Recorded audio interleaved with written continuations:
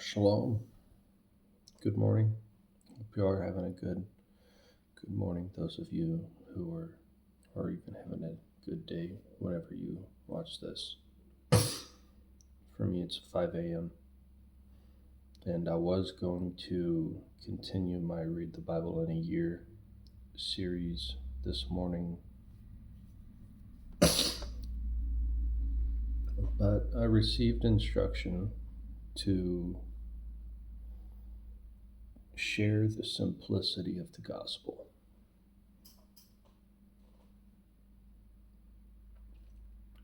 Now, we have the Torah. It is basic instruction, right? It is good for me and my family, to not commit adultery, right?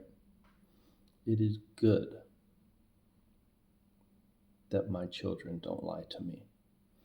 It is good that I do not covet. It is good that I do not, desire my neighbor's wife, or it is good that I do not, murder or have hatred in my heart so much so that I would. It's good for me, right? See, the Torah hangs on two things. Love the Lord your God with all your heart, your soul, mind, body, with everything within your being. Love the Father. And then the other is like it. The two great commands, right? Love your neighbor as yourself. That's what Yeshua said. For these are the commands that I give you. Love the Lord, and then love your neighbor as yourself. Well, all of the Torah hang on those two. They're two separate categories. How to love the Father, how to love people.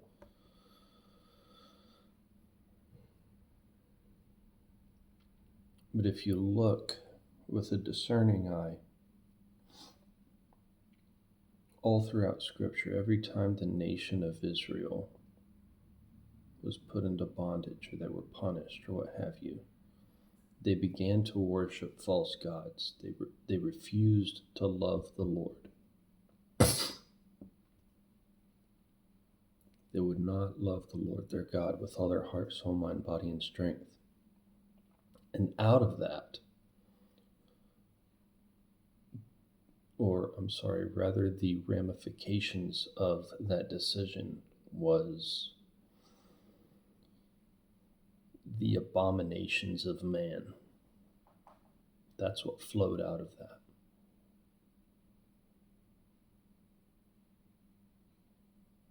But praise the Father.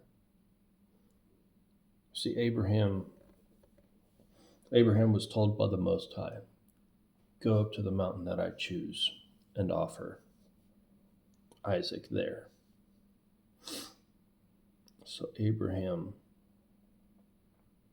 he takes his son, loads up some wood, and they proceed to the mountain that the Father chooses, and he builds an altar, lays his son on the altar, and gets ready to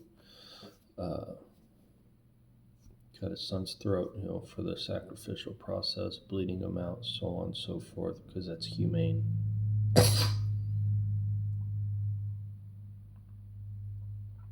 Anyways, the Father stops him. He says, now I know you love me. And it was accounted to him because of the obedience. Through the obedience, it was accounted to Abraham as righteousness. And the Father said, I know you love me.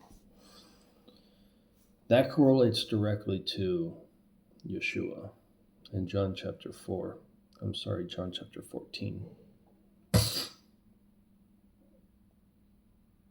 John chapter 14, 15, he says, if you love me, you will obey my commands. Okay? And these are the commands that I have for you. They've never gone away. Love the Lord your God. Love your neighbor as yourself. Right? And all of the Torah hang on those two categories. So, we had a Messiah who plera'ud.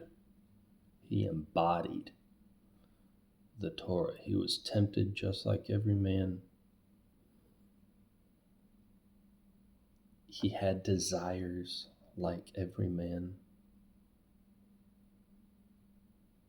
And yet he overcame the world.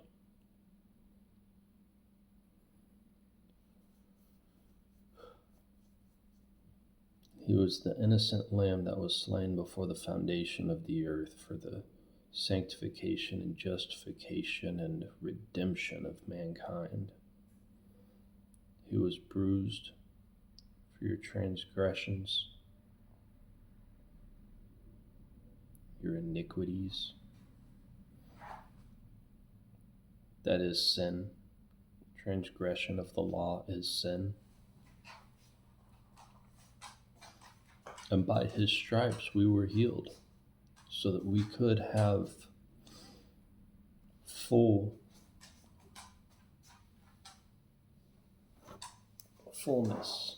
wholeness, restoration in our bodies, our minds, and our spirits. Complete restoration.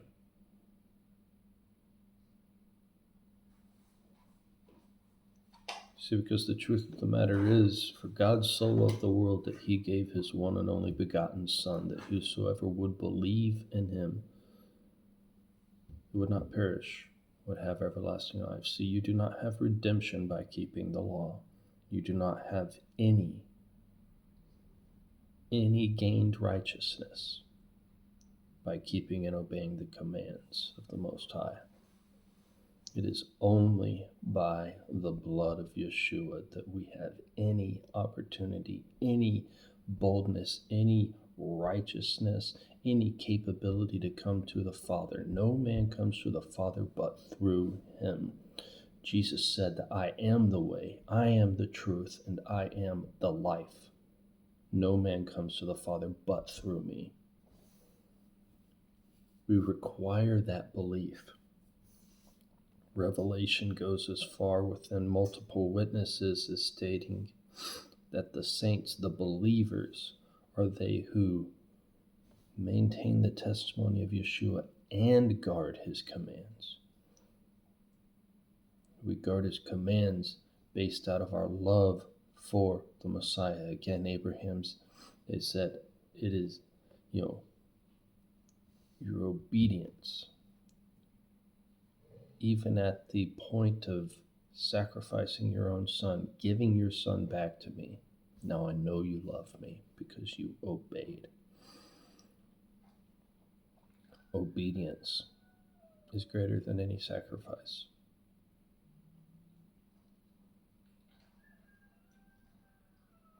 He said, obey.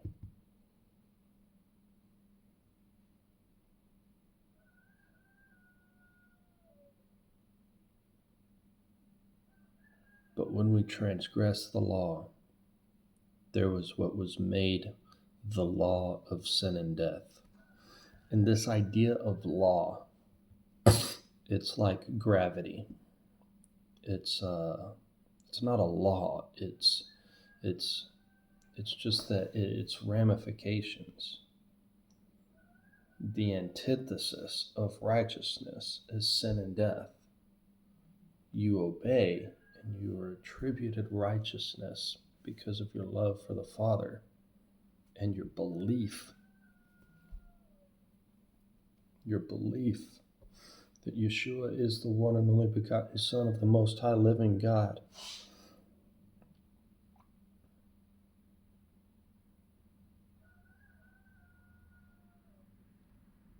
And that belief provides you redemption and freedom from the curse of the law that is sin and death.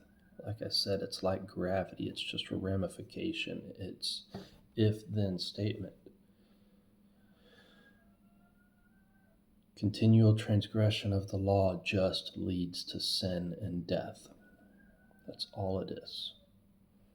But praise the Father, for God so loved the world that he gave his one and only begotten Son, so that whosoever would believe in him would not perish, would not be succumbed to the law of sin and death. See, because the word says that cursed is the man who hangs on a tree. Yeshua became a curse so that we could be free from the curse. This is the gospel of our Messiah, Yeshua. He set us free. He gave us redemption so that we could live eternally. All we have to do is believe. All you have to do is believe. And then out of that belief should flow love, compassion for your fellow man, and love for the Father, and a walk of obedience.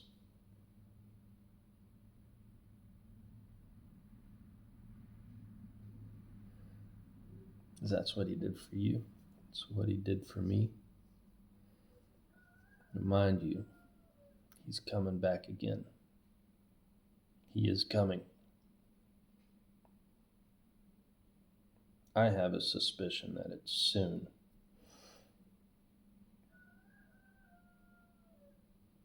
The signs of the times and seasons, guys.